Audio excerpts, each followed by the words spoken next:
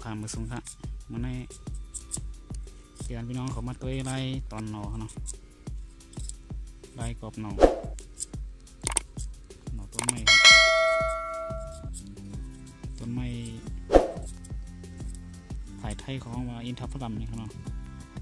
ไตเรื่องของเขาเนาะเดี๋ยวลองจืดของเด็ก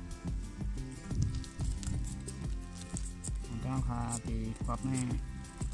ต้องให้ลองวัดใส่ดีหนกมันกันครับเนาะเรามีคิดเด็ดกับมันนอกเดี๋ยวมันหนอนั่นในไรครับก็มาเรื่องไล่เขากับหมักพาหมักคังหมักปูหมักกรอบต้นไม้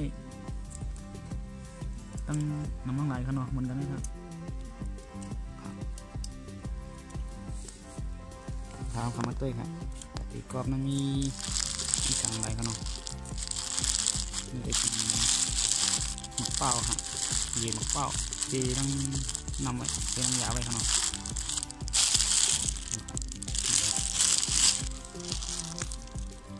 แล้วก็ได้เจือกมัดตามมัดเนาะข้าวมันเต้ยต้องมันไล่กรอบนี่ครับ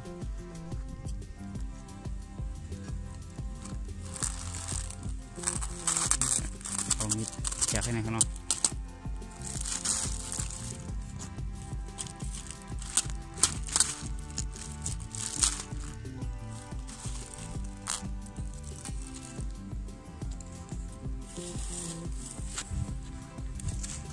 ใส่บะดังผงนี่นะ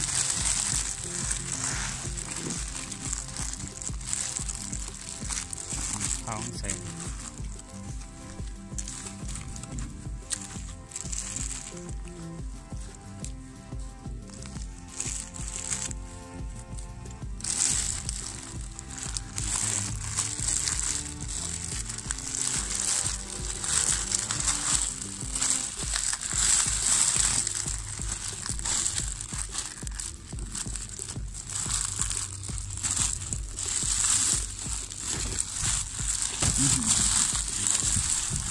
ข้าวมันลงไปได้หรอ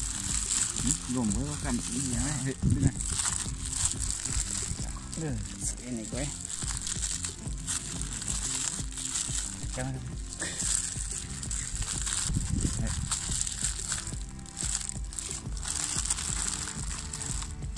เอาเลยครับจำแบบว่าเขาเนาะไปเอาเสื้อขึ้นมัด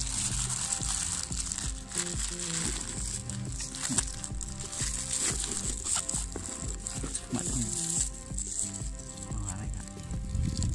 ว่าสิครับแล้วก็เลยเป็นทางมาตรงไหนกันเนาะเป็นเยี่ยวขาวขาจันเป็น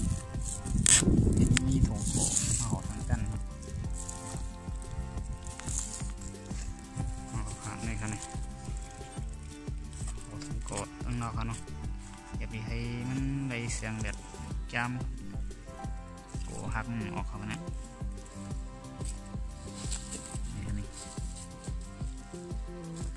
เป็นไล่ตอนหน่อไล่กรอบหน่อครับเนาะกรอบหน่อต้นไม้ครับนี่ครับนี่เป็นหน่อครับ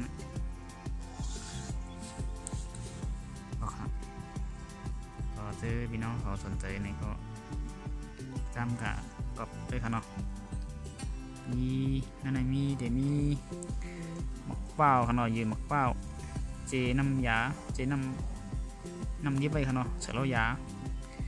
ในเดซเรื่องว่ายาจะไปให้มันมี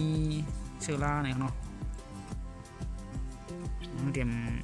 มไรค่ะเนาะอันนี้เดี๋ยวเอาคักมาแคบๆครับ